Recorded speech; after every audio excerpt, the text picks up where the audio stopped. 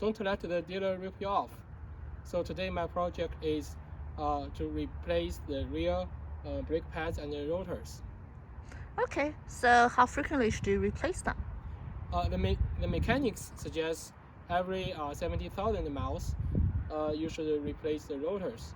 I purchased my car when the car was 90,000 miles, and now it's over 120,000 miles.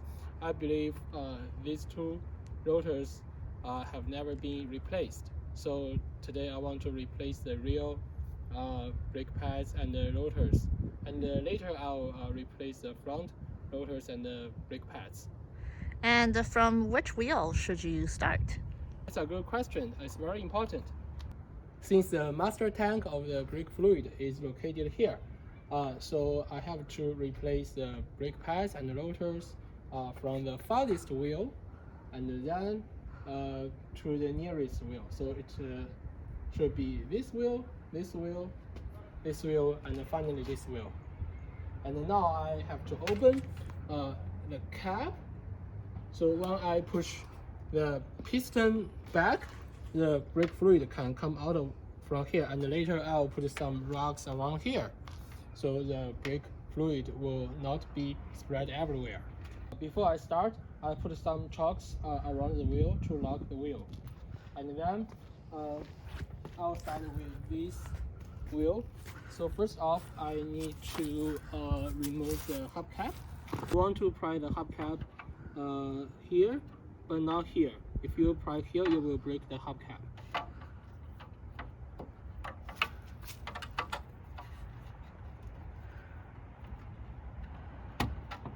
Okay.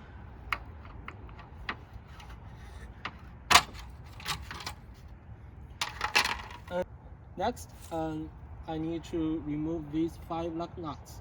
So you want to remove them by this order: 1, 2, 3, 4, 5. Like drawing a star. 1, 2, 3, 4, 5.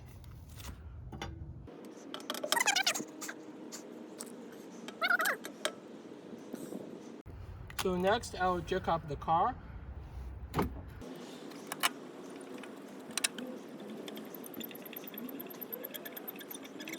Put the floor jack underneath the car.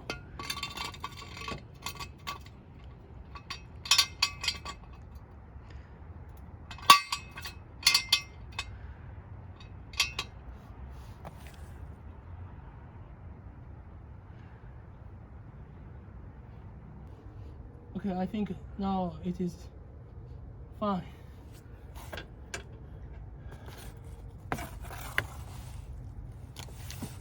And then remove all the lug nuts.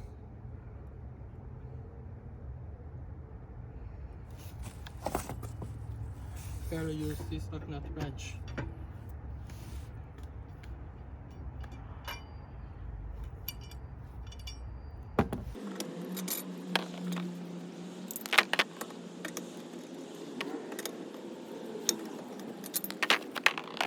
Next, I need to remove this caliper. There are 2 bolts.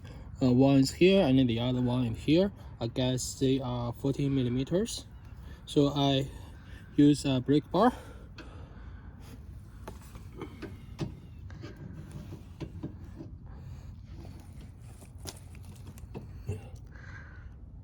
Yeah, 14 millimeters. Hey. Okay.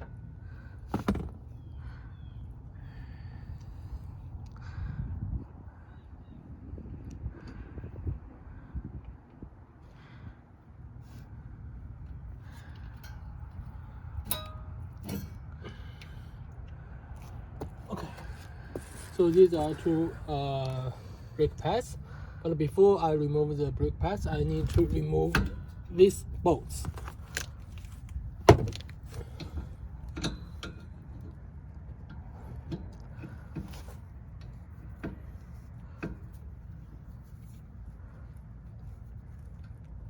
Oh.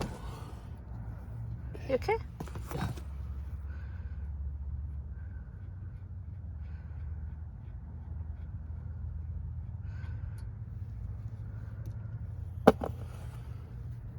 Okay. So now I can remove this caliper, and I should have hang it somewhere.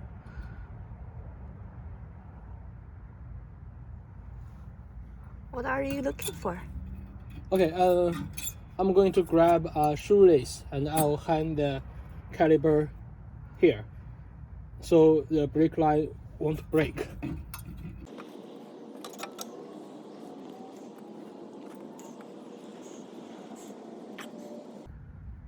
Okay, so now we remove this slide guide pin. Where is it? It's here. Okay. Oh, okay.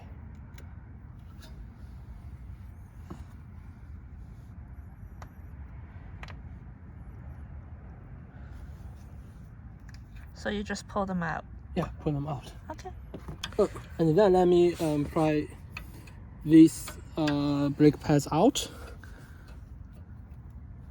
It's totally rusty here.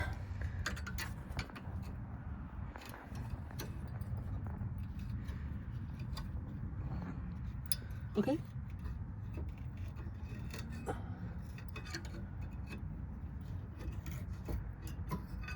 I replaced this 2.5 years ago. Oh, it's totally rust. I thought you said you never replaced them. No, actually, I do have a video posted like 2.5 years ago, show how to replace the brake pads. So these are called brake pads. Yes, and this is called bracket. Okay, that's interesting.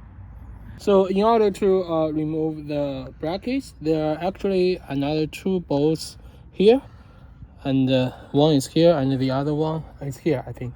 So it's still 40mm sockets. I just loosen these 2 bolts with a brake bar, and now I use a ratchet to remove these 2 bolts.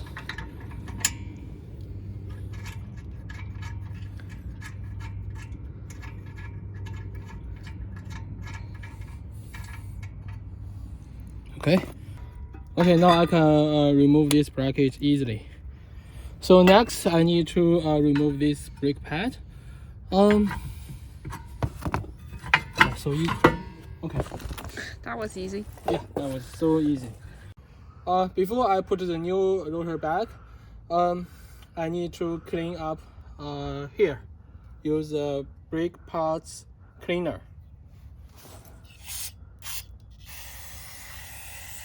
Oh, it's close. And use a metal brush.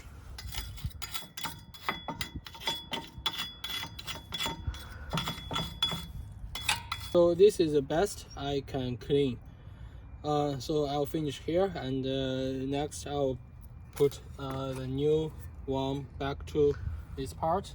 And if you receive the new brake rotor and it's oily, you need to use the brake parts cleaner, spray some fluid there and clean them up. But for this one, it's totally smooth, no oil, so I can just replace it directly.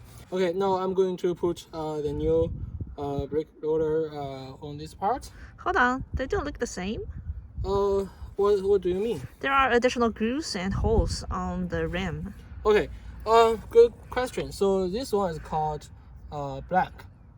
You don't see groove or holes here. So this is the original one, OEM, and this one is called slot and drilled brake rotor. Slot here, drill here. So there are some advantage and disadvantage for this part. There are actually some pros and cons for the drilled or slotted brake rotor. So for the drilled brake rotor, the pros are if you live in an area that experiences a lot of rain, drilled rotors are a very good choice. They perform well in rainy climates by offering a good wet bite. hold up well over the life of the rotors and deliver more friction and more bite than their slotted counterparts.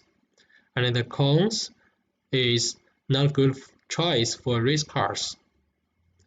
For the slotted brake rotor, the pros are they work well for heavy trucks, SUV, off-road vehicles, tow trucks, and competition cars.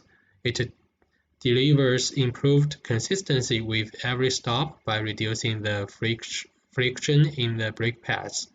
And the cones have a shorter life compared with other types of brake rotors. For the drilled and slotted brake rotor, the pros are they work well for wet climates where frequent rain is a consideration, do work particularly well for tow vehicles, trucks, and other cars that carry heavy loads. Heavier vehicles require more energy to come to a stop safely, and this type of brake rotor excels at delivering it. And the cones are first not recommended for performance racing since the drilling makes them vulnerable to cracking, and second, have a shorter life compared with other types of brake rotors.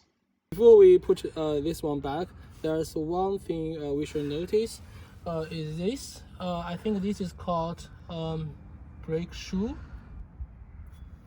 and the hole should be lined up like this. And I can notice there's one special thing here, and then the other one is here. And this one actually is useless, I think, just a marker. So I'll put the new brake rotor like this. Okay.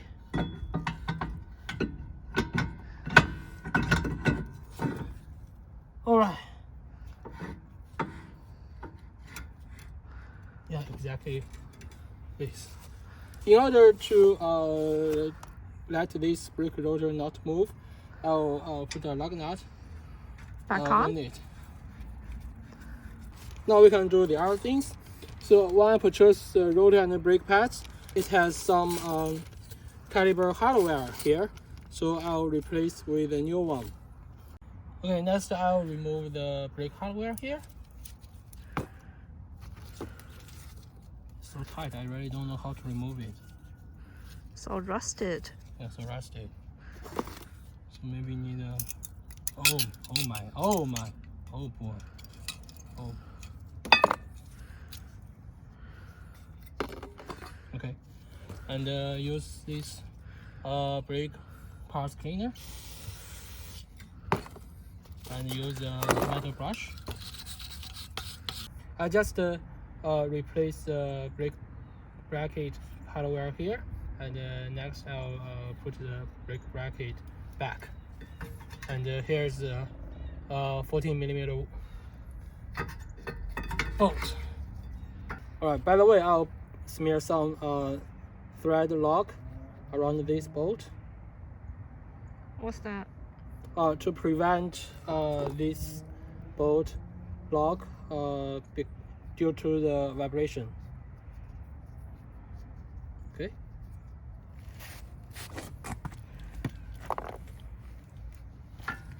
Next, I need to push the piston back so it can fit the brake pads here. Let me find a. So next, I use this clamp to push the piston back so the caliper can fit the new brake pads.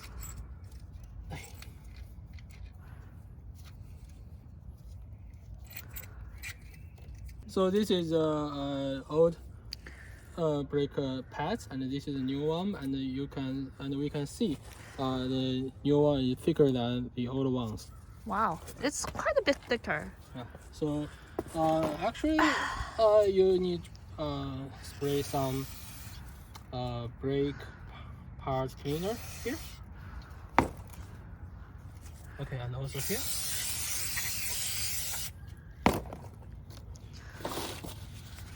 Clean up. This is the last opportunity you can clean up this. Okay. Why is this one still moving?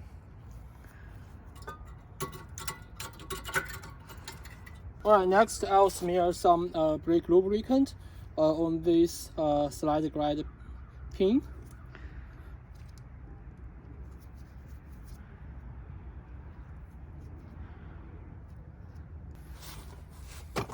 Right, and insert here. Okay. And now I'll put the piston back.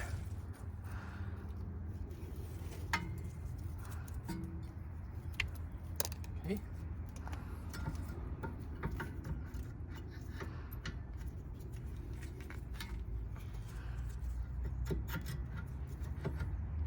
There are 2 bolts here.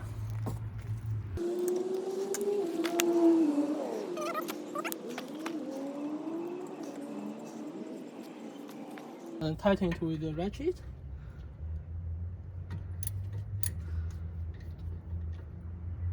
Torque wrench, I believe it's 46 foot-pounds.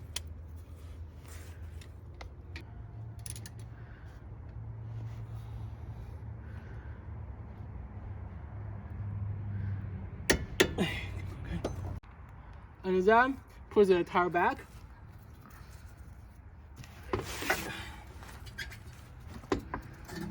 So this tapered one inside.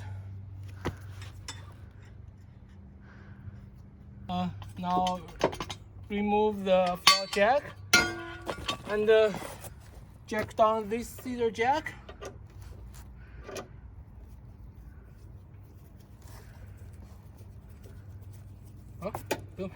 And tighten these lug nuts with my body weight. Also, you want to tighten them by drawing a star. 1, 2, 3, 4, 5.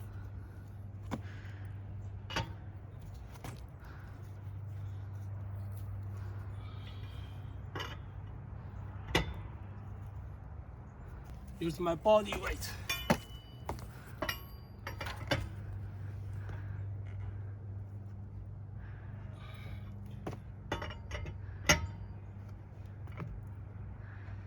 We're just getting higher and higher.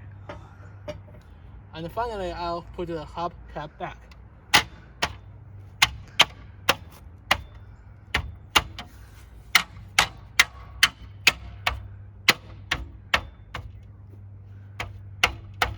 Alright, I'll do the same thing for the other wheel. Alright, so this is how to replace the rotor and the brake pads. If you like this video, please subscribe and thumb up. Thank you.